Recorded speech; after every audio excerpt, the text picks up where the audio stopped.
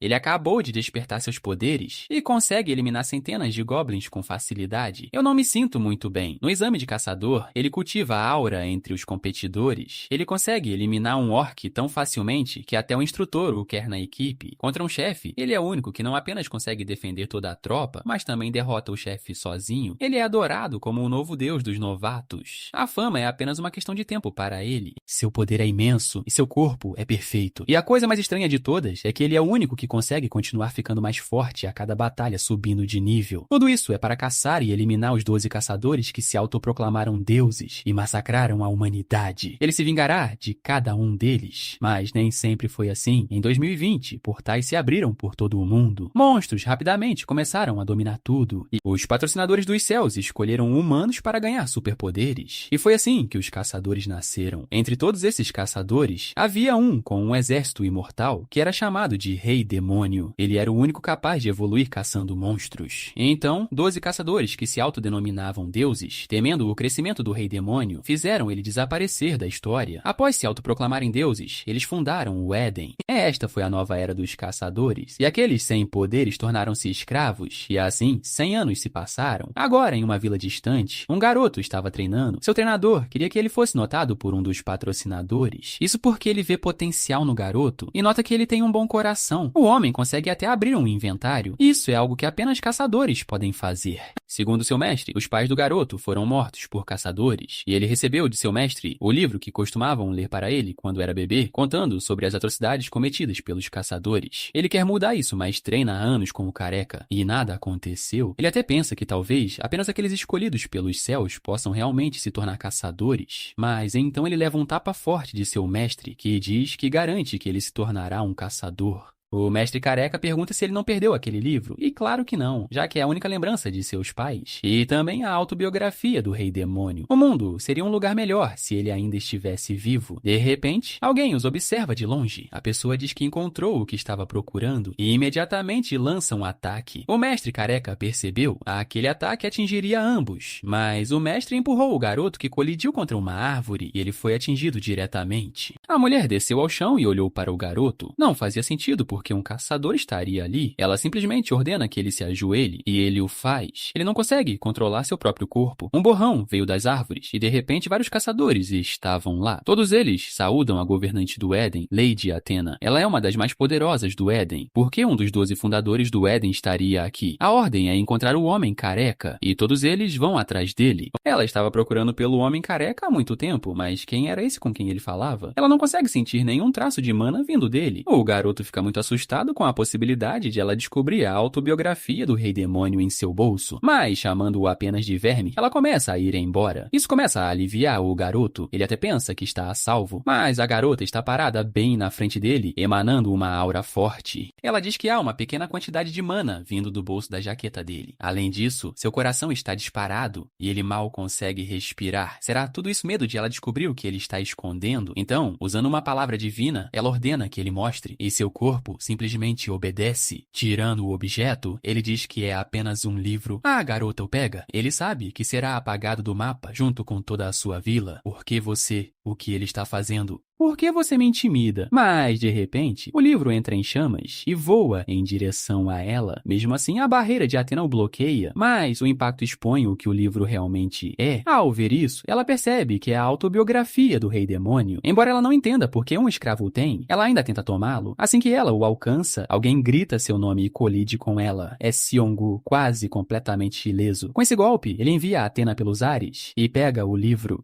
No momento em que o garoto o vê, ele cai em pranto. E Siongu pergunta por que um homem crescido está chorando. Mesmo agora, ele diz ao garoto que ele fez bem em aguentar por tanto tempo, mas o garoto só consegue perguntar quem ele realmente é e como Siongu conseguiu atingir Athena, uma das 12 chamadas deuses. Mas Siongu diz que não há tempo para explicar. Ele nunca esperou que Athena o rastreasse tão rápido, então devolve o livro. Ele pergunta se o garoto realmente quer mudar o mundo. Então ele revela que caçadores estão matando deuses e governando os humanos. Pessoas sem poder como o garoto vivem como gado. Com isso, ele pergunta diretamente a ele: se você tivesse o poder de mudar o mundo, poder igual ao dos 12 soberanos, você realmente o usaria? De repente, Athena ataca novamente. Furiosa por ter sido humilhada, ela avança com força total, gritando por Handel. Xiong diz ao garoto que ele tem que escolher agora. Ele não pode segurar Athena por muito mais tempo. Diante desse perigo, o garoto finalmente fala do fundo do coração. Sim, eu quero mudar o mundo se eu puder, ele diz. Ao ouvir isso, Xiong dá um leve sorriso e crava sua espada no peito do garoto. O garoto encara em choque enquanto Xiong lhe diz: se você me encontrar lá, seja legal comigo. Afinal, eu acabei de esfaquear seu coração. Então, tanto a espada quanto o garoto começam a brilhar. Seu corpo começa a se despedaçar e ele grita: Handel! Bem no momento em que é teletransportado. Então, tudo fica branco e uma mensagem aparece. O contrato será executado. Ela continua: de acordo com o contrato, o céu do apocalipse patrocinará você. Então a cena muda novamente e o garoto é levado para outro lugar. Ele aparece na encosta de uma montanha rochosa, completamente ileso. Não há ferimento em seu peito, embora ele tenha sido esfaqueado, e ele não consegue entender como. Ele também se sente diferente, mais forte. Aquela voz estranha disse que o patrocinaria. Então ele se pergunta se tornou um caçador. Ele olha ao redor, tentando descobrir onde está. O lugar parece preenchido com o mesmo poder mágico que agora flui através dele. Isso o faz pensar que pode estar dentro de uma masmorra de portal quando ele ouve passos de repente. Ele rapidamente se esconde atrás de uma rocha para ver o que está vindo. Aquele que faz o barulho é um goblin. Isso confirma tudo. Ele realmente está dentro de uma masmorra de portal. Goblins podem ser os monstros mais fracos, mas ainda são mortais. As pessoas até os chamam de assassinos de caçadores iniciantes, porque eles têm olfato e audição aguçados e caçam em bandos, sabendo que não pode vencer um facilmente. O garoto permanece escondido e espera que ele passe, mas a sorte não está do seu lado. O Goblin sente seu cheiro e começa a rastreá-lo. Agora ele só tem duas escolhas: lutar ou morrer.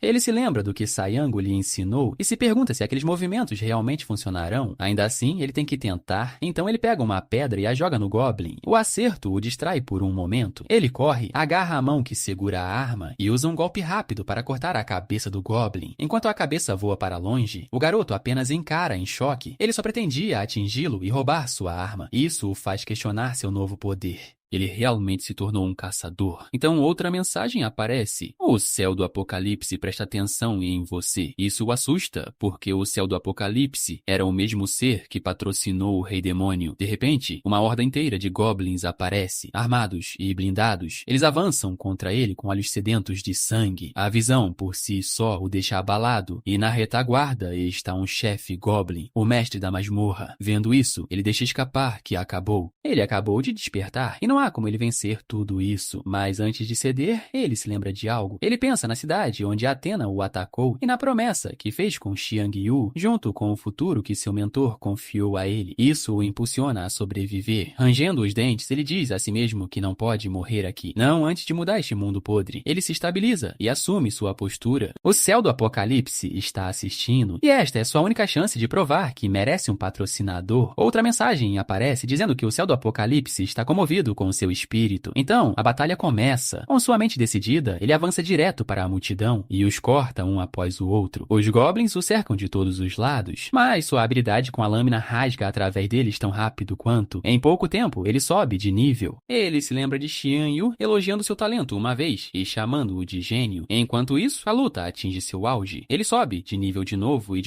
e mesmo gravemente ferido, ele continua de pé e lutando. Por fim, apenas o chefe Goblin resta, mas o chefe não lhe dá tempo para respirar. Antes que ele possa terminar de falar, o monstro ataca com força total e ele mal consegue bloquear. Mesmo sendo apenas um Goblin, ainda é um monstro-chefe, e caçadores geralmente precisam ser pelo menos de nível C para lidar com um como este. Um caçador recém-despertado é apenas de nível F, talvez nível E, então ele se pergunta se pode realmente vencer assim. Justo quando sua determinação começa a quebrar, ele percebe algo por perto, uma lança. Ele a agarra imediatamente e diz que está apostando sua vida vida nisso, sua determinação parece alcançar seu patrocinador e mais mensagens aparecem. O céu do Apocalipse aplaude. O céu do Apocalipse apoia sua decisão e então outra se segue. O céu do Apocalipse concede a você autoridade sobre o fogo. Seu poder aumenta novamente. A lança era a arma do rei demônio e por acaso também é a que ele conhece melhor. Agora que ele tem uma autoridade, seu medo começa a desaparecer. Chamas se espalham pela ponta da lança e ele se lança contra o chefe com tudo o que tem. O chefe Goblin avança também, mas o garoto desfere um golpe perfeito e explode um buraco enorme através do corpo dele. Isso o faz subir de nível novamente. Embora a lança quebre no processo, ainda assim, ele sobreviveu. Ele ofega que conseguiu, mas um momento depois, ele desmaia de exaustão. Mais tarde, um grupo de caçadores entra na área e encontram... Você assistiu o vídeo até aqui e até agora não se inscreveu no canal? Que isso, mano, você tá vacilando, hein? Bora, meu filho, se inscreve aí, vai me deixar muito felizinho, hein? Mais tarde, um grupo de caçadores entra na área e encontra uma montanha de cadáveres de goblins, perguntando-se quem poderia ter matado tantos, incluindo um chefe goblin. Enquanto vasculham a masmorra, eles se deparam com o garoto, ainda mal vivo. Enquanto eles correm para ajudá-lo, outra mensagem aparece. O céu do Apocalipse presta atenção em você. Então a história volta para o hospital, onde o garoto finalmente acorda depois de tudo, e ele está ligado a um ventilador e a soros de poção de cura. O que deixa claro que nada daquilo foi um sonho. Ele realmente foi atacado por Athena, esfaqueado por Jian Yu e jogado em uma masmorra de portal, onde teve que lutar contra um exército de goblins e seu chefe. Ele se senta, de repente, imaginando se caçadores o resgataram após limparem o portal. Uma enfermeira rapidamente diz para ele não se mover ainda e pergunta como ele está se sentindo. Ela explica que caçadores da Guilda Lee o encontraram e o trouxeram para este hospital. Sem eles, ele não teria sobrevivido. E mais um detalhe o deixa confuso. Guilda Lee? A enfermeira confirma e diz que seus ferimentos eram graves. Ela diz para ele descansar mais, já que alguém da associação virá vê-lo em breve. Então ela segue para a porta. Ainda inquieto, ele a interrompe antes que ela saia. Ele pergunta mais uma coisa. Que ano é agora? A enfermeira assume que a memória dele ainda está confusa e responde de forma direta. É 2022. Essa resposta o deixa atordoado. 2022, 100 anos antes de ele sequer nascer. Para ele, 2020 foi quando os portais apareceram pela primeira vez. E 2022 foi quando caçadores especiais estavam apenas começando a surgir, a era dos heróis. Ele se lembra de sua última conversa com Sidongu, que disse que os caçadores se chamariam de deuses e tratariam humanos normais como gado. Para ele, esta é uma chance. Então, de repente, ele arranca as máquinas conectadas a ele e sai da cama. Esta era diferente. Naquela época, as pessoas ainda precisavam da seleção de Éden para se tornarem caçadores. Agora, os patrocinadores são os mais ativos, criando novos jogadores. Mesmo quando a enfermeira diz para ele não se mover, ele diz que se sente bem e pergunta onde é o banheiro. Pega de surpresa, ela aponta o caminho e ele entra. Lá, ele percebe que tem um corpo diferente. Ele está muito mais alto agora, com uma estrutura mais musculosa. Algumas de suas características antigas permanecem, mas ele ainda acha que parece uma pessoa completamente diferente. Então alguém o chama por trás. É Kim Soo-yoon, da associação, aqui para interrogá-lo. Eles se sentam e Kim diz que precisa esclarecer o que aconteceu. Ele também pergunta sobre a condição do garoto. Depois que ele foi trazido, a associação procurou informações sobre ele, mas, como ele não é desta linha do tempo, não há registros dele. Então ele diz que sua memória está confusa, o que é fácil de acreditar, já que a enfermeira já havia mencionado isso. Ele dá apenas 2 detalhes. Ele tem 23 anos e seu nome é Lee Jong-young. Não é seu nome verdadeiro, mas foi o que lhe veio à mente. O nome do rei demônio parece ter se misturado ao seu próprio, e ele diz que não sabe o porquê. Ele afirma que não se lembra de mais nada, então quem pergunta o que aconteceu dentro do portal? Lee Jong-young diz que ouviu uma voz, afirma que a única coisa que se lembra de ter ouvido dentro do portal foi "Eu serei seu patrocinador". Isso choca Kim. Ele diz que Lee Jong-young provavelmente despertou como um caçador e pergunta o que ele sabe sobre eles. Lee Jong-young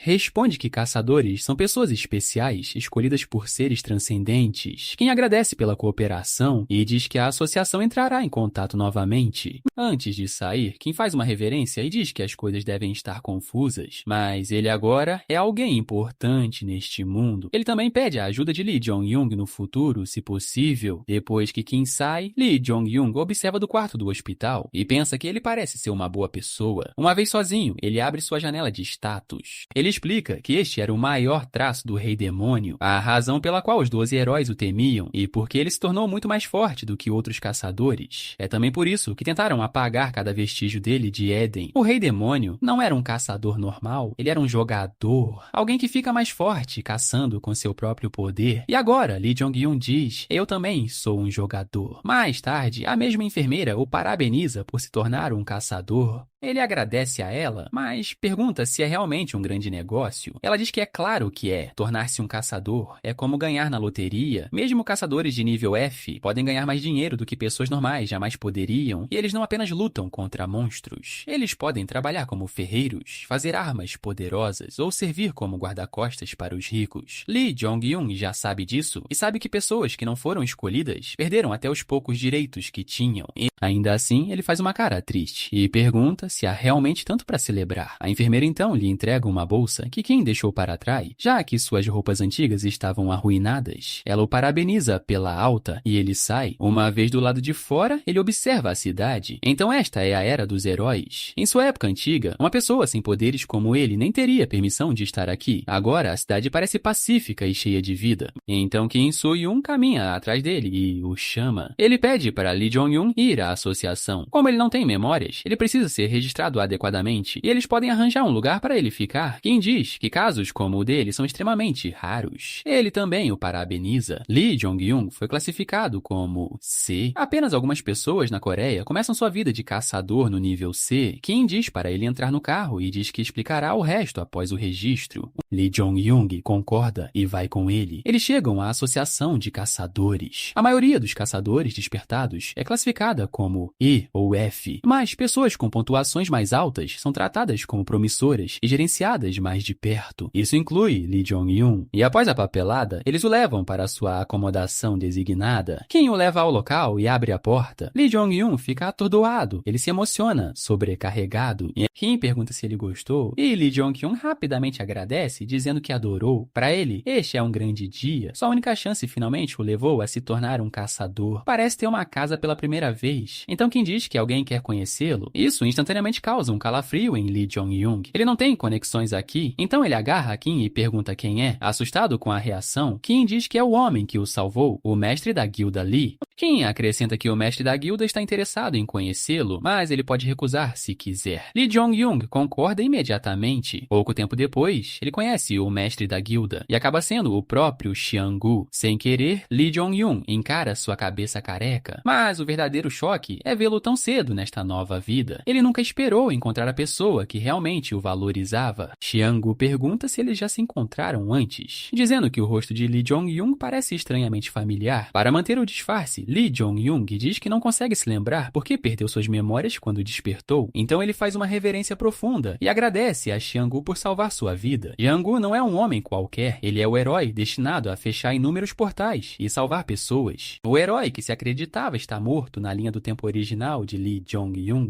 Naquela noite, Lee Jong-un deita na cama, se acostumando com seu novo corpo. Então isso é real. Ainda assim, algo parece estranho. Embora o corpo tenha mudado muito, ele ainda tem as mesmas marcas nos mesmos lugares de antes. Ele abre sua janela de status e lê novamente: Herói esquecido, o caçador mais forte e único, o rei demônio, um jogador. Como conseguir essa habilidade? Ele se pergunta. Um jogador é um poder patrocinado pelo céu do apocalipse. Agora que ele se tornou o escolhido, o que acontece com o verdadeiro rei demônio? Lee Jong-un não tem resposta. Ele ainda sabe muito pouco sobre o que está acontecendo. Tudo o que ele sabe é que voltou ao passado e ganhou um traço poderoso. Eu ganhei poder, ele diz, o poder de mudar o mundo. Poucos dias depois, a Associação de Caçadores realiza uma aula tutorial para caçadores recém-despertados. Lee Jong-un também está lá, dormindo no canto. Então, um homem de terno preto entra e se apresenta como Bai Sang-soo. Ele diz que será o responsável pelo tutorial. A turma imediatamente vai à loucura. Bai Sang-soo é um caçador de classe B, então todos se perguntam por que alguém tão importante está cuidando de uma turma de iniciantes. Alguns começam a pensar que a associação deve estar observando um novato especial, e essa pessoa é obviamente Lee Jong-un, mas os outros se convencem de que podem ser eles. Eles acham que essa pode ser sua chance de se exibir e serem escolhidos por uma guilda importante, ou até mesmo pela associação. Bai Sang-soo explica o cronograma. Primeiro um seminário sobre caçadores, depois um teste de combate, onde cada iniciante escolhe uma arma. Ele começa perguntando como os caçadores são criados. Um novato responde que os caçadores caçadores são feitos quando recebem patrocínio de um ser transcendente. Bai Sang-soo o elogia e acrescenta que o traço especial de um caçador é decidido no despertar e não pode ser mudado. Ainda assim, os caçadores podem continuar ficando mais fortes. Então ele pergunta como isso acontece. Uma caçadora se levanta e diz que eles podem ganhar itens ou habilidades fortes de seu patrocinador, seja fechando portões ou ganhando o favor do patrocinador através de suas ações. Bai Sang-soo a elogia também, dizendo que esta turma parece bem informada. Então seu tom se torna sério enquanto ele faz a pergunta real. O que os patrocinadores realmente querem? Desta vez, ninguém responde. A sala fica em silêncio e Bai Sang-soo não se surpreende. Todo caçador se pergunta sobre isso, mas ninguém sabe a verdade. Então ele nota uma pessoa no canto que claramente não se importa. É Lee Jong-young, olhando casualmente pela janela. Então Bai Sang-soo o chama e pede que ele adivinhe. Ele diz que não há uma resposta confirmada. Ele só quer os pensamentos honestos de Lee Jong-young. Lee Jong-young responde: entretenimento. Isso choca toda a turma, incluindo Bai Sang-soo, que pede para ele explicar. Lee Jong-young diz que os patrocinadores escolhem seu personagem, fazem-nos caçar monstros e observam-nos ficar mais fortes, exatamente como um videogame. Bai Sang-soo é pego de surpresa pela ideia, mas para Lee Jong-young,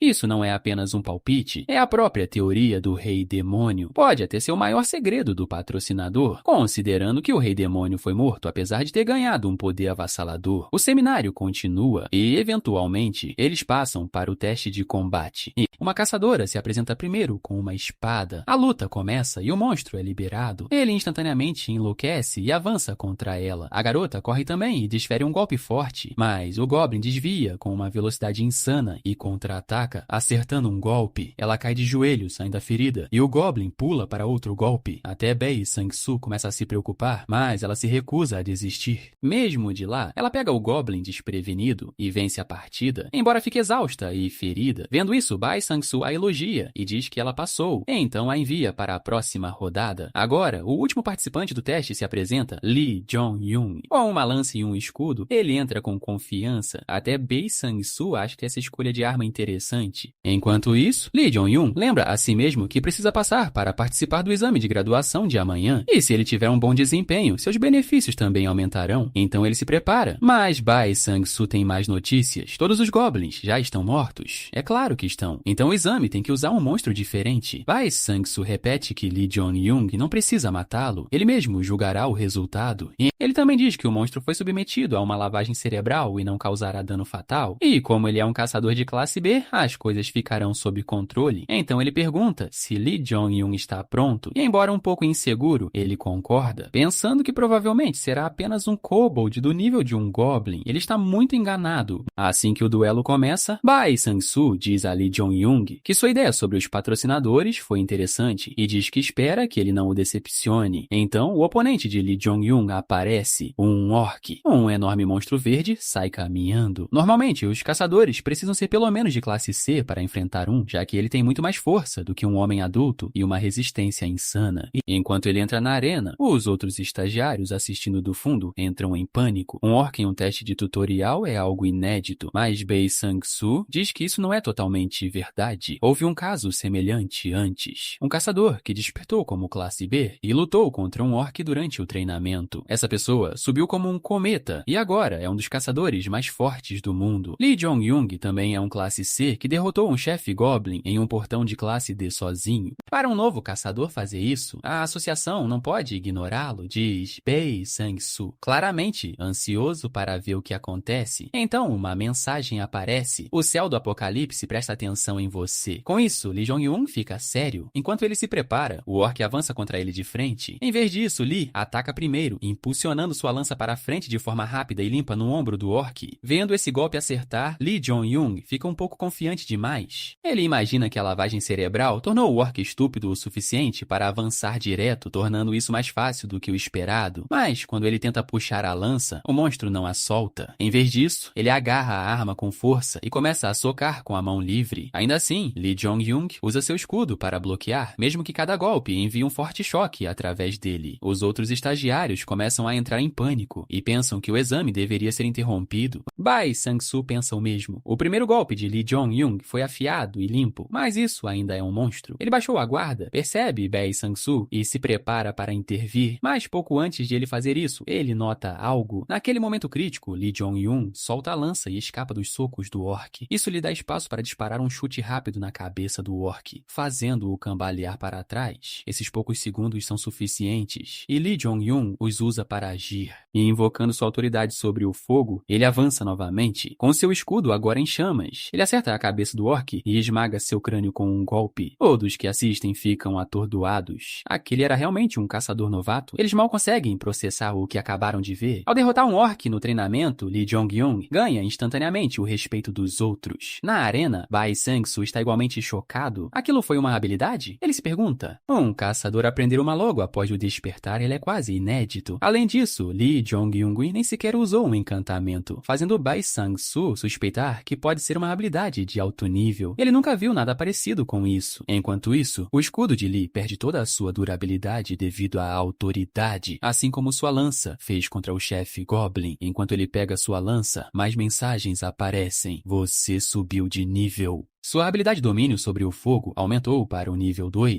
Vendo isso, Bai Sang-soo decide que não pode deixar esse cara escapar. Ele tem que levá-lo para a associação. Então ele intervém, elogia Lee Jong-un e diz que ele passou com louvor. Lee Jong-un simplesmente o agradece, mas sua mente está em seu poder. Domínio sobre o fogo era o poder básico do Rei Demônio, ligado ao traço de jogador. Não é uma habilidade, é uma autoridade, ele explica. Ao contrário das habilidades, as autoridades podem crescer através de patrocínio e treinamento pessoal, mas não importa o quão forte seja. É inútil se a arma não aguentar, então ele decide encontrar uma arma de metal resistente o suficiente para esse poder. Naquela noite, após o exame, Lee Jong-un se encontra com Xianggu e Kim. Ele convidou as únicas duas pessoas próximas a ele aqui para seu quarto, para uma pequena festa de inauguração. Bai Xianggu se sente estranho e se pergunta se é permitido visitar os alojamentos da associação, mas Lee Jong-un diz a ele que está tudo bem. Eles estão apenas fazendo uma festa. Então os três comem comida delivery e conversam. Eles repassam o tutorial e o exame final. E também contam a Lee Jong-un que Kim foi oficialmente designado como seu agente por enquanto. Além disso, Kim é, na verdade, uma garota.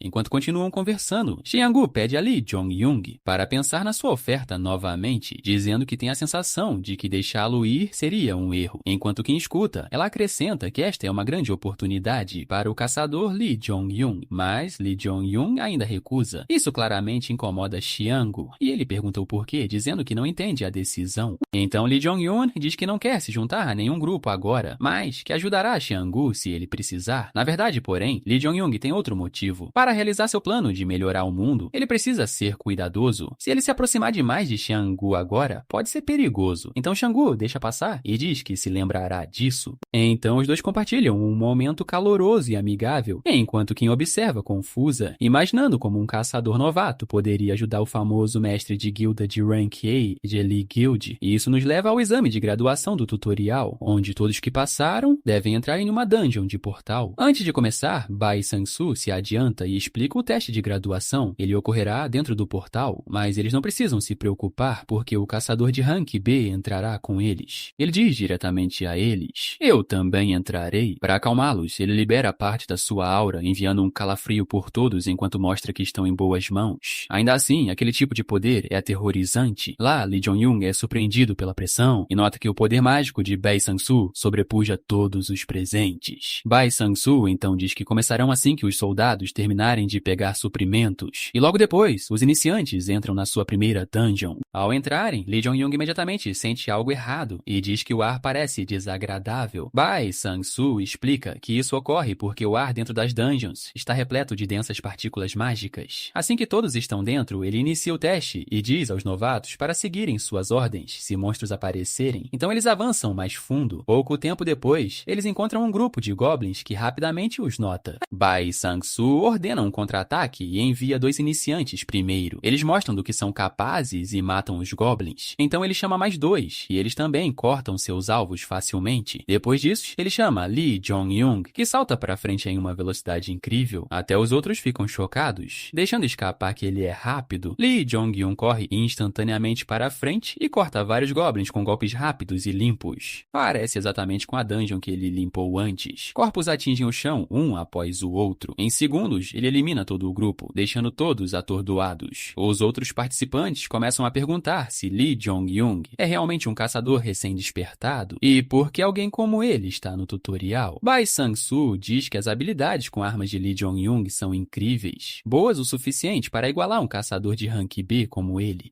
Ele lamenta que a Nynaeve tenha deixado um talento como este escapar e agora o quer ao seu lado não importa o que aconteça. Ao mesmo tempo, Lee Jong-young sobe de nível novamente. Quando a luta termina, o grupo segue mais fundo na dungeon. Logo, eles alcançam a sala do chefe. Antes de entrar, Bai Sang-soo avisa que o que vem a seguir será muito mais perigoso. Isso não será como lutar contra goblins. Então ele diz para ficarem atentos e se moverem com cuidado. Até que o chefe apareça, eles devem se organizar, beber suas poções e checar suas armas e armaduras. O grupo faz exatamente isso. Enquanto todos se preparam, Lee Jong-young fica parado pensando no Rei Demônio e em seu traço especial, jogador. Mesmo antes de o Rei Demônio conseguir testar totalmente esse poder, ele foi morto pelos 12 heróis. Lee Jong-young pensa que se o Rei Demônio tivesse crescido mais rápido que eles, isso nunca teria acontecido. Conforme esses pensamentos correm pela sua mente, sua determinação se fortalece. Ele jura usar tudo o que sabe e superar os 12 heróis de Eden mais rápido do que qualquer outro. Enquanto pensa nisso, ele olha para sua autoridade de controle sobre o fogo, então a esconde rapidamente antes que alguém note. Pouco tempo depois, os novos caçadores estão finalmente prontos para entrar na sala do chefe. Bai Sang-soo lidera o caminho e diz a todos para ficarem próximos. Mas, no momento em que entram, eles percebem que algo está errado. Uma onda massiva de magia colide sobre eles, e todos são atingidos por medo e pânico. Sabendo que suas vidas estão em perigo, Bai Sang-soo grita para todos recuarem e correrem de volta para o portal. Mas o monstro escondido lá não os deixará escapar. Ainda no escuro, ele dispara um fluxo de bolas de fogo rápidas nos caçadores em fuga. E, infelizmente, Bai Sang-soo está bem na linha de fogo com os novatos atrás dele. O ataque está prestes a atingir, e se ele desviar, os iniciantes serão atingidos em seu lugar. Naquela fração de segundo, Bai Sang-soo prova porque ele é um dos principais caçadores da associação. Ele firma seus pés e libera sua habilidade de corda, presas da víbora. Com ela, ele desvia o ataque e protege a si mesmo e aos caçadores atrás dele. Quando a fumaça se dissipa, Bai Sang-soo ainda está de pé com suas adagas sacadas. Ele admite que a explosão foi tão forte que nem ele conseguiu bloquear tudo, então ele se vira para verificar os outros e fica aliviado ao ver que Lee Jong-young bloqueou o resto do ataque que passou por ele. Bai Sang-soo o elogia, mas Lee Jong-young diz que só foi possível porque Bai Sang-soo parou a maior parte. Então uma nova mensagem aparece. O céu do apocalipse solicita que você elimine o arquimago Goblin. Um feiticeiro Goblin aparece flutuando no ar, seus olhos brilhando em um vermelho sangue. Os novatos entram em pânico imediatamente. Dizem que um arquimago está no nível de um caçador de rank B, percebendo que isso nunca deveria ter acontecido e que o portal provavelmente foi mal avaliado. Eles decidem que a única opção é correr. Bai Sang-soo concorda, porque mesmo para um caçador de rank B como ele, derrotar um monstro como aquele não será fácil.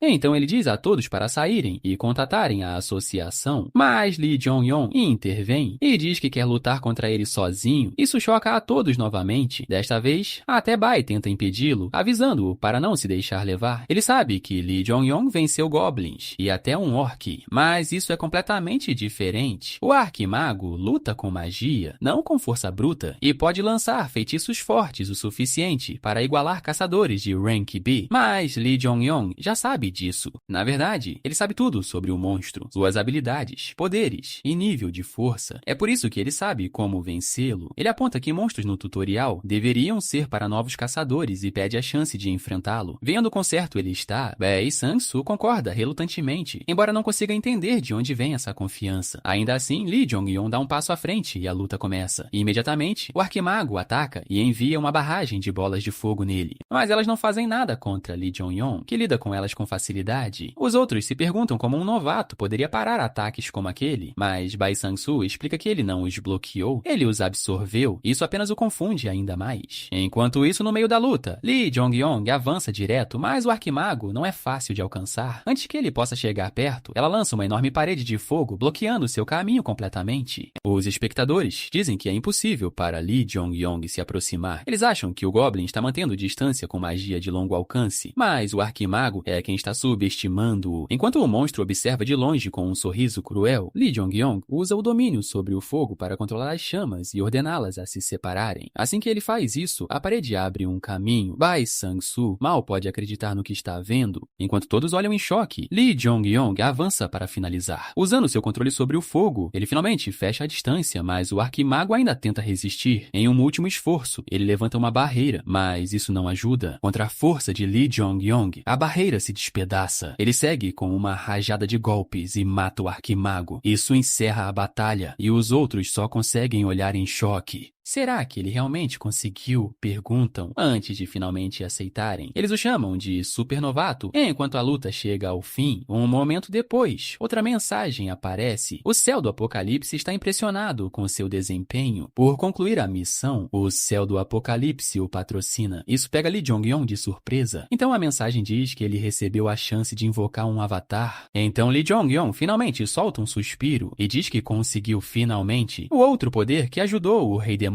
a se tornar tão forte. Mais tarde, na Associação de Caçadores, Bae Sang-soo encontra o presidente, um velho com um tapa-olho. Lá, o presidente pergunta se esta reunião é sobre o incidente em comum que Bae Sang-soo vivenciou. Bae Sang-soo confirma. Segundo ele, Lee Jong-yong pode ser ainda mais impressionante que Chi-woo. Ao ouvi-lo elogiar um novato tanto assim, o presidente percebe que o garoto deve ser especial e pergunta até onde o potencial de Lee Jong-yong pode chegar. Bae Sang-soo responde que talvez este garoto possa ajudar o presidente a alcançar seu objetivo, o que claramente o agrada. Então ele olha para a lua e diz que gostaria de conhecê-lo em breve. Mais cedo naquele dia, enquanto Lee Jong-yong e os outros deixam a masmorra, ele encontra Seung-woo e Kim. Kim diz que ficou preocupada quando o portal saltou de nível I para nível B, mas Lee Jong-yong parece perfeitamente bem. Então Seung-woo pergunta se ele recebeu uma oferta de recrutamento da associação. Lee Jong-yong apenas acena. Em um flashback, enquanto ainda estavam dentro da masmorra, Bae Sang-soo havia pedido para ele se juntar à associação. Ao ouvir isso, os outros novatos ficaram chocados, mas Lee Jong-yong pediu desculpas e recusou. Ele diz que não planeja se juntar a nenhum grupo agora. Depois de ouvir isso, Bae Sang-soo fica confuso, mas aceita a resposta. Em sua mente, Lee Jong-yong explica o porquê. Juntar-se a Bae Sang-soo o ajudaria a crescer mais rápido, mas ele não conseguiria manter seu segredo escondido. Além disso, alguém perigoso está na associação. Ele sabe que não pode se envolver com essa pessoa e tem que evitar encontrá-lo a todo custo. Então uma imagem do presidente passa por sua mente. De volta ao presente, Seung-woo pergunta que tipo de comida ele gosta, e sem saber o que dizer, Lee Jong-yong deixa escapar miojo, mas Seung-woo pergunta imediatamente se ele prefere carne. Com isso, Lee Jong-yong começa a babar e diz ansiosamente que sim, então ele é arrastado para comemorar com um banquete de carne. Mais tarde naquela noite, Lee Jong-yong retorna ao seu quarto e toma um longo banho, organizando seus pensamentos. Ele reflete sobre tudo o que aconteceu hoje e lembra a si mesmo que ele realmente está ficando mais forte, até mais rápido do que esperava. Então ele abre sua janela de status e vê que já alcançou o nível 11. Além disso, o céu do Apocalipse permitiu que ele patrocinasse um avatar. Caçadores normais não podem invocar avatares. Mesmo entre os 12 heróis, apenas alguns conseguiram. Por causa do poder do Rei Demônio, Lee Jong-yong pode invocar monstros como o Dragão de Ossos, Balrog e Cerbero.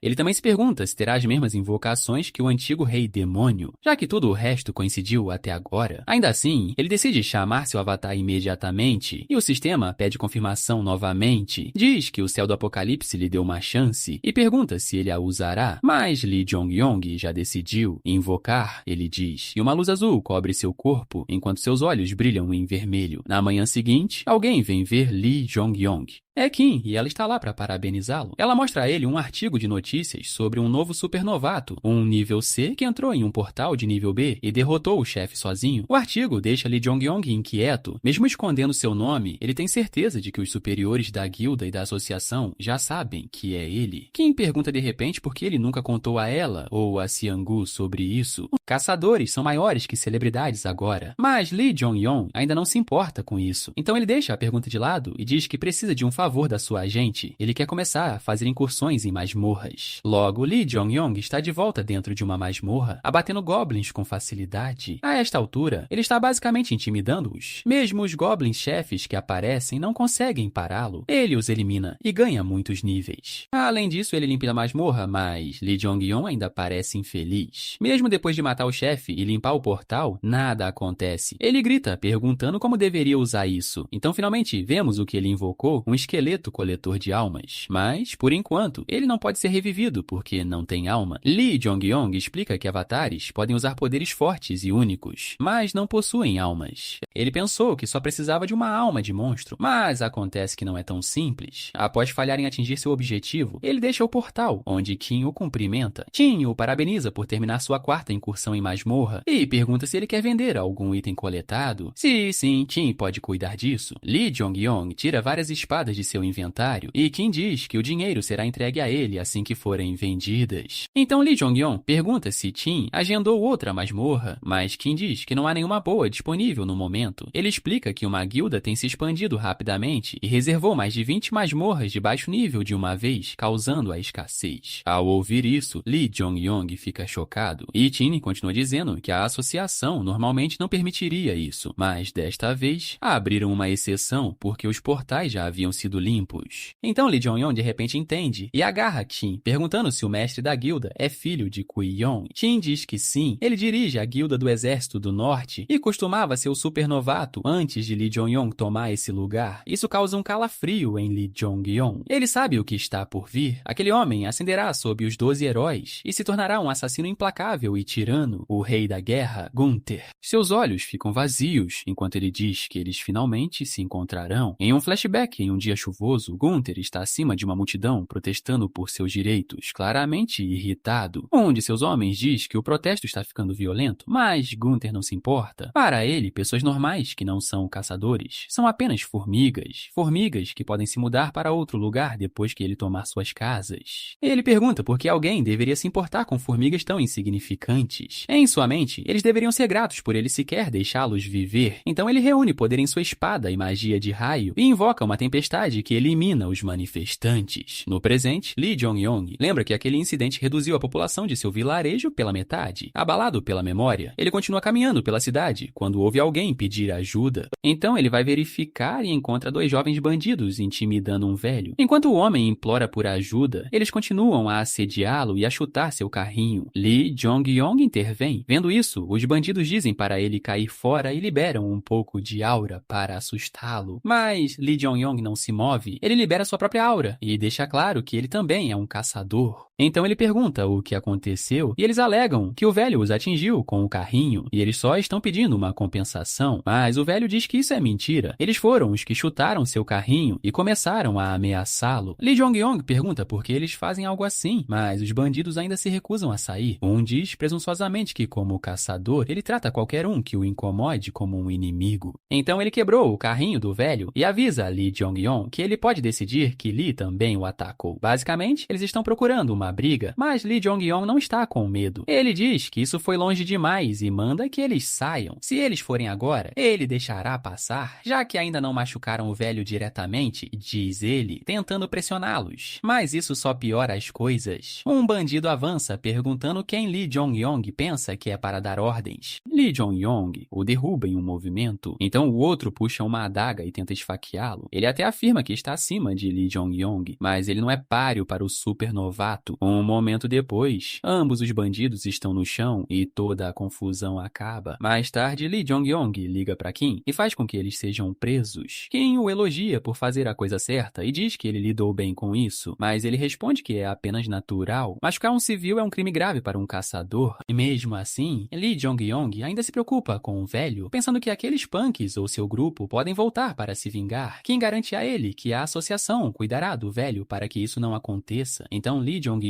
pergunta a qual guilda aqueles homens pertencem e descobre que eles são da guilda do Exército do Norte. Ouvindo isso, ele começa a condenar o Exército do Norte novamente. Ele pensa que a guilda deve estar ligada à associação de alguma forma, se ela pôde reservar 20 masmorras de uma vez. 2 dias depois, Lee Jong-yong diz que foi chamada à associação após ser acusado como o agressor, exatamente como ele esperava. Alguns dias após o incidente, o velho que ele salvou mudou seu depoimento. Então, os verdadeiros agressores se tornaram as vítimas, e Lee Jong-yong acabou como o culpado. Enquanto ele vai para a associação com Kim, ele entende por que o velho mudou sua história, mas Kim diz para ele não se preocupar. A associação ainda não é tão corrupta. Ainda assim, Lee Jong-yong veio do futuro, então ele sabe melhor. A associação está podre desde o início. Mesmo assim, eles vão para a sede, onde Lee Jong-yong encontra um homem de terno preto. E o homem começa a revisar o caso e pergunta se Lee Jong-yong ameaçou o velho Lee Mun-soo para dizer falsamente que os caçadores do Exército do Norte atacaram primeiro, mas Lee Jong-yong diz que isso está errado. Ele foi quem protegeu o velho. Ainda assim, o homem não acredita nele e diz que eles farão um interrogatório cruzado. E então eles trazem o próprio Lee Mun-soo, o velho que Lee Jong-yong salvou. Quando ele chega, ele nem consegue olhar nos olhos de Lee Jong-yong. Vendo o quão inquieto ele está, Lee Jong-yong diz para ele apenas falar honestamente. Então o velho diz: Lee Jong-yong o ameaçou. Após dar seu depoimento, ele se vira para sair, mas Lee Jong-yong percebe a tristeza em seu rosto. O homem está em lágrimas, impotente, e forçado a atrair aquele que o salvou. O homem de terno então olha de volta para Lee Jong-yong e pergunta o que ele tem a dizer. Lee Jong-yong não diz nada. Ele apenas joga seu telefone sobre a mesa. Nele, há uma prova em vídeo mostrando que ele disse a verdade. Ele havia gravado a briga. Essa evidência o faz ser liberado, mas na saída, ele percebe que isso só trará uma punição ainda pior para o velho. Ele se amaldiçoa, rangendo os dentes e pensando que ainda não é forte o suficiente. Ao sair do escritório, com raiva das pessoas por trás disso, ele vê Xiang-gu e Kim esperando por ele. Então, o velho aparece de repente. O velho cai de joelhos e pede desculpas a Lee Jong-yong. Ele diz que aqueles homens ameaçaram sua neta e ele não tinha como revidar. Kim se irrita, perguntando por que ele esperou até agora para dizer a verdade. Mas o velho diz que sua neta estava em perigo, então ele não teve escolha. Ainda assim, a culpa continuava a consumi-lo, então ele veio pedir desculpas. Xiang-gu diz para ele não se preocupar. Ele diz para ir para casa e promete, como mestre da guilda, proteger a neta. Enquanto isso, Lee Jong-yong fica ali queimando de raiva. Gravar a briga era um hábito que ele adquiriu depois de lidar com tanto tratamento injusto, então ele sente uma forte onda de magia e se vira. Ele verifica para ver quem é e encontra alguém importante, Choi Yong-sung, líder da guilda do Exército do Norte. Caminhando até lá, Choi diz que não sabia que o mestre da guilda Lee era próximo do supernovato. Kim fica assustada. Ela não esperava que isso fosse conhecido e se pergunta se a associação vazou as informações pessoais de Lee Jong-yong. Choi oferece um aperto de mão a Xiang-gu e o cumprimenta. Xiang-gu sorri e retribui. Então o clima fica tenso e Xiang-gu dá um aviso. Se Choi não quer fazer inimigos dele e do supernovato, ele deveria parar de chamar de atenção. Então Xiang-gu aperta o aperto de mão. A pressão faz Choi puxar a mão imediatamente, mas Xiang-gu não terminou. Ele se corrige, dizendo que Choi nem vale a pena ser chamado de inimigo, então é melhor ele se comportar se quiser viver. Alguns dias depois, Kim e Lee Jong-yong se encontram em uma cafeteria chamada Star Cat. Kim está furiosa, perguntando como um caçador pode machucar um civil comum e sair impune apenas com uma multa. Para Lee Jong-yong, no entanto, esse tipo de coisa costumava ser normal. No futuro, os caçadores quase nunca são punidos. Mas ele ainda pergunta o que aconteceu com o velho. Kim explica que mentir em um depoimento contra um caçador é um crime grave. Ainda assim, porque Lee Jong-yong demonstrou misericórdia, o velho recebeu apenas uma advertência. Ela acrescenta que a guilda do Exército do Norte admitiu a culpa após o vídeo ser divulgado, o que também ajudou a diminuir a punição. Lee Jong-yong percebe que Xiang-gu provavelmente mexeu os pauzinhos para fazer isso acontecer e pergunta como a guilda do Exército do Norte reagiu. Até agora, eles ficaram quietos, mas Lee Jong-yong sabe que não terminará aí. Ele conhece o futuro de Gunther,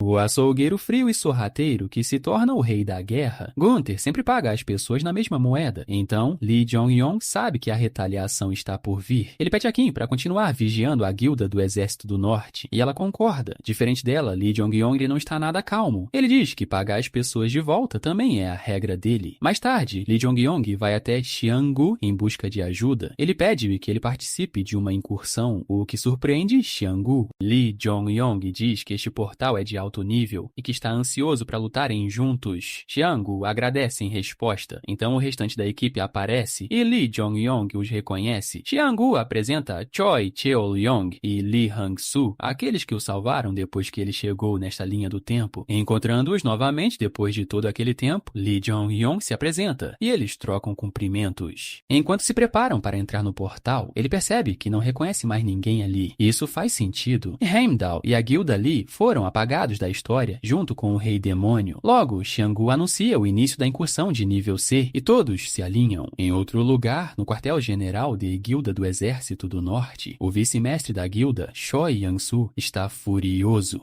Ele pergunta a Gunther se eles realmente vão deixar passar o desrespeito de Xianggu e Lee Jong-yong, dizendo que isso pode prejudicar a imagem deles justamente quando a expansão está ficando séria. Mas o outro vice-mestre da guilda, Jian Minchang, discorda. Ele diz que eles deveriam resolver os problemas dentro da guilda primeiro, já que isso aconteceu porque eles falharam em controlar seus próprios membros. Yang-soo não quer ouvir. Ele insiste que seus membros não fizeram nada de errado e diz que pessoas normais são apenas insetos vivendo de caçadores como parasitas. Então por que eles deveriam se curvar e pedir desculpas para lixo como aquele? Minchang ouve isso e se irrita, perguntando o que exatamente Yang-soo quer dizer. Pelo menos uma pessoa sã apareceu neste bando de lunáticos. Mas Yang-soo encara como um desafio e se levanta, pronto para lutar. Minchang se levanta também e os dois se encaram. Antes que qualquer coisa comece, Gunther ordena que parem. Pior, ele fica do lado de Yang-soo, dizendo que Lee Jong-yong deve pagar por ficar no caminho da guilda deles. Mesmo assim, ele parece curioso sobre o próprio Lee Jong-yong. Gunther diz que preparará o cenário em breve e diz para a guilda do Exército do Norte esperar, aprimorar suas habilidades e não falhar. Minchang fica sem palavras e confuso. Talvez, senhor cavaleiro, você tenha entrado na guilda errada. Talvez você queira mudar de lado. De volta ao portal de nível C, Xianggu e sua equipe limpam as armadilhas e avançam. Pouco tempo depois, eles encontram um enxame de monstros e a guilda Lee ataca. Observando os profissionais lutarem, Lee Jong-yong fica maravilhado com o quanto pode aprender apenas observando. No final, Xianggu termina a batalha com um golpe poderoso e Lee Jong-yong elogia sua habilidade. Ele também agradece a Xianggu por ajudar com seus pedidos, mas Xianggu já sabe o que ele realmente queria. Lee Jong-yong só queria vê-lo e sua guilda em ação. Então Choi Cheol-yong interrompe. Ele diz que eles querem ver o supernovato lutar também e Lee Jong-yong concorda. Como ele não precisa esconder seu verdadeiro poder de Xianggu, ele aumenta seu poder e se prepara para os orques que se aproximam. No momento em que ele usa sua autoridade sobre o fogo, Cheol-yong e Hang-soo ficam atordoados. O supernovato já tem uma habilidade de alto nível e ele pode usá-la sem nem dizer o nome dela. Eles mal conseguem processar o que estão vendo. Enquanto isso, Lee Jong-yong atravessa o inimigo. Observando-o, Xianggu rapidamente vê a verdade. Aquele escudo e lança em chamas não são habilidades, são uma autoridade. O chefe cai e uma mensagem aparece. Você limpou o portal do Mago Goblin, mas isso não é tudo. Outra mensagem aparece. Céu do Apocalipse patrocina você. Seus atributos aumentam um pouco e com a incursão terminada, a equipe deixa o portal. Do lado de fora, Cheol-yong e Hang-soo elogiam o supernovato, chegando a dizer que ele pode já estar perto do nível do líder da guilda. Então alguns membros reclamam com Xianggu, perguntando por que ele ainda não recrutou alguém tão talentoso. Xianggu apenas sorri. Ele diz que sua oferta ainda está de pé e diz a Lee Jong-yong que sua guilda é forte e pode ajudá-lo a crescer ainda mais. Ele também lhe dá um aviso. O caminho à frente será perigoso e ter uma guilda poderosa ao seu lado ajudaria muito. Lee Jong-yong acha que Xianggu acertou em cheio. Por um segundo, ele se pergunta se seu salvador descobriu seus objetivos, mas pelo que ele sabe do futuro, Heimdall não pode ver o futuro. E Xianggu continua, dizendo que a guilda do Exército do Norte não ficará quieta. Eles virão atrás de Lee Jong-yong. Mas se ele entrar para a guilda Lee, eles não poderão tocá-lo. Então Xianggu aumenta a aposta, oferecendo sua mão e dizendo para Lee Jong-yong entrar para a guilda Lee. Ele até oferece a ele o cargo de vice-mestre da guilda. Os outros membros ficam chocados com isso, especialmente Lee Jong-yong. Embora ele esteja grato, ele recusa a oferta. Ele parece arrependido e não consegue olhar nos olhos de Xianggu, mas Xianggu diz para ele parar com isso. Ele já sabe que Lee Jong-yong está mirando em algo muito maior. Nesse momento, Lee Jong-yong recebe uma mensagem. Ele verifica seu telefone e vê que é da associação, pedindo apoio em breve. Eles precisam de 100 caçadores fora da guilda do Exército do Norte. Vendo a escala disso, Xianggu supõe que outras guildas também devem estar participando, não apenas o Exército do Norte. Isso faz Lee Jong-yong se perguntar se Yong-soo já entrou na associação e começou a manipular as coisas. Naquela noite, Minchang senta-se no quartel-general da guilda, frustrado. Ele bate o punho na mesa, perguntando-se quando tudo começou a dar errado. Ele pensa em quando seu amigo de infância, Choi Yong-soo, e seu irmão, Choi Yong-sung,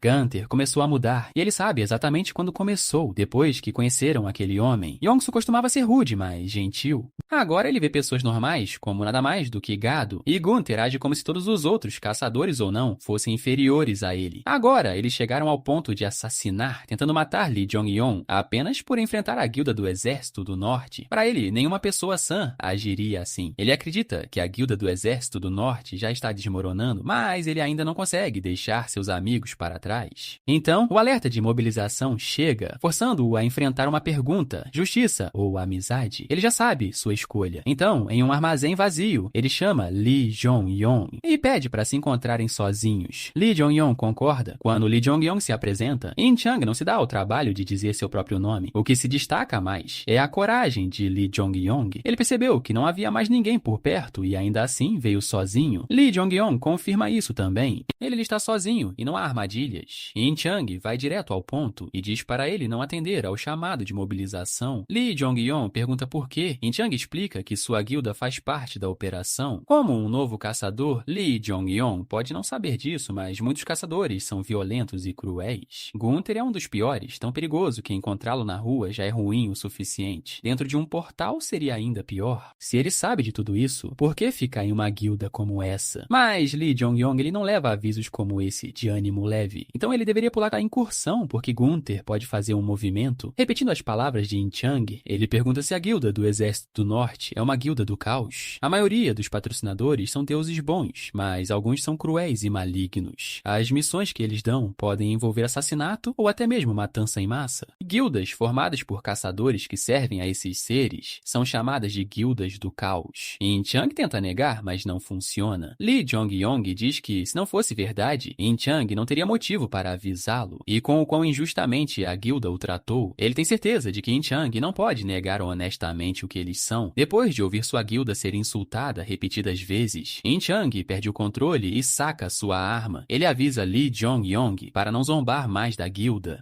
Mas Lee Jong-yeon responde preparando sua própria arma, dizendo: In Chang sabe melhor do que ninguém que a guilda do Exército do Norte está podre desde que Choi Yong-soo e Yong-sung mudaram. Então ele faz a pergunta real: quem é aquele homem? In Chang fica atordoado com isso. Pouco depois, ele deixa o armazém pensando sobre o quão rápido Lee Jong-yeon cresceu. O cara despertou apenas um mês atrás, mas ele já pode enfrentar um caçador de nível A. In Chang pensou que sabia tudo sobre Lee Jong-yeon, mas de alguma forma, Lee Jong-yeon sabia ainda mais do que ele. Ele até sabe sobre aquele homem. Isso deixa In Chang se perguntando quem exatamente é Lee Jong-yeon. No futuro, In Chang será chamado de Matador de Dragões e Siegfried. Mas o nome que as pessoas mais lembram é Siegfried Imortal. De acordo com Lee Jong-yeon, ele matou o avatar do Rei Demônio e o Dragão de Ossos. Por causa disso, os patrocinadores lhe concederam um poder absurdo, a imortalidade. Mas na Guerra Futura contra o Rei Demônio, enquanto servia sob o comando de Choi Yong-sung, ele foi traído por seu amigo de infância, Yong-soo. De volta ao presente, Lee Jong-yeon está decidido a trazer In Chang para o seu lado a qualquer custo, em parte por causa de sua força, mas ainda mais por causa de seu coração. Em uma guilda apodrecendo por dentro, ele é quem a mantém unida. No dia seguinte, Lee Jong-yeon volta às suas incursões habituais e limpa a Terra dos Mortos, mas no final sua lança perde toda a durabilidade e se desfaz em pó em sua mão. Isso tem acontecido cada vez mais desde que sua autoridade subiu de nível. Armas normais simplesmente não conseguem suportar seu poder. Então, antes que a mobilização comece, ele tem mais uma coisa a fazer: conseguir uma arma nova. Ele vai até a cidade e visita uma ferraria. O lugar parece uma viagem à Idade Média. Lá dentro, ele encontra um jovem ferreiro de cabelos ruivos, focado apenas em seu trabalho. O rapaz diz a ele para esperar até que termine. Observando-o martelar o metal, Lee Jong-yeon fica impressionado. Ele nunca esperou encontrar esse homem tão cedo. Ele é um dos caçadores que se tornou um anão. O futuro maior ferreiro, Park Jae-hyun. 4 horas depois, a futura lenda finalmente termina. Ele nota seu visitante e pergunta quem ele é.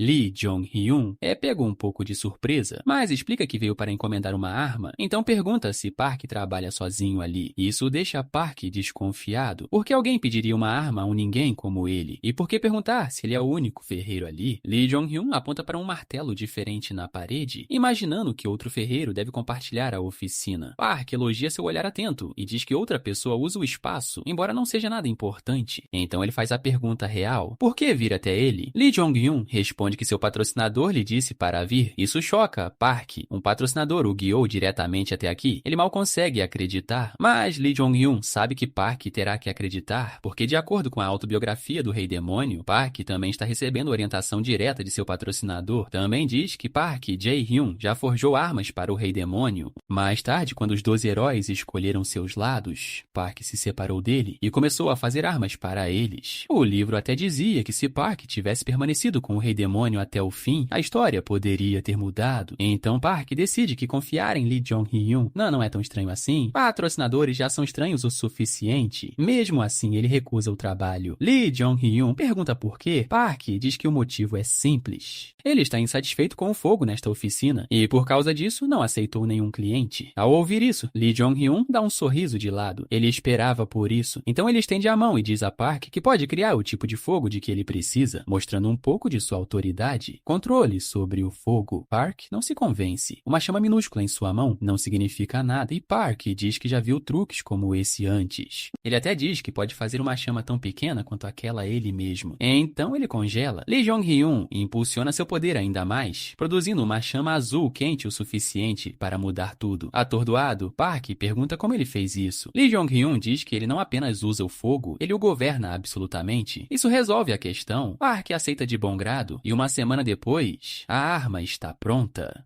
Quando Lee Jong-hyun retorna, uma lança enorme e sinistra está esperando por ele. Parece uma arma feita para um rei demônio e até ele fica impressionado com sua presença. Park diz que não conseguiu fazer o escudo que Lee Jong-hyun queria sozinho, mas forjou a lança e deu a ela as habilidades baseadas em fogo que Lee Jong-hyun pediu da melhor maneira que pôde. Ele acrescenta que este é o limite do que ele pode fazer agora. Mesmo esse limite está muito além do que caçadores normais conseguem lidar. Verificando o cartão de status, Lee Jong-hyun vê que é uma arma de classificação única. Monstros geralmente só derrubam equipamentos normais a raros, e até ferreiros famosos geralmente chegam no máximo ao super raro. Alcançar o único é quase impossível, a menos que um patrocinador o entregue diretamente. Além disso, esta lança pode ficar mais forte, o que significa que ele talvez nunca mais precise de outra arma. Justo quando a lança parece perfeita, Park diz que ainda não está terminada. Seu parceiro habitual não está com ele agora, então ele diz a Lee Jong-hyun para voltar mais tarde. Se ele trouxer a arma de vez em quando, Park pode continuar tornando a lança mais forte. Lee Jong-hyun agradece e faz uma reverência, animado para trabalharem juntos novamente no futuro. Então Park nota outra coisa, o avatar coletor de almas. Ele pergunta se Lee Jong-hyun conseguiu isso de seu patrocinador também, dizendo que esse patrocinador claramente não é normal. Ele acrescenta que o avatar transmite uma sensação ruim e diz que Lee Jong-hyun provavelmente está usando tudo errado. Isso faz Lee Jong-hyun verificar seu bracelete. Ele diz que já tinha um pressentimento e se Park estiver certo, então,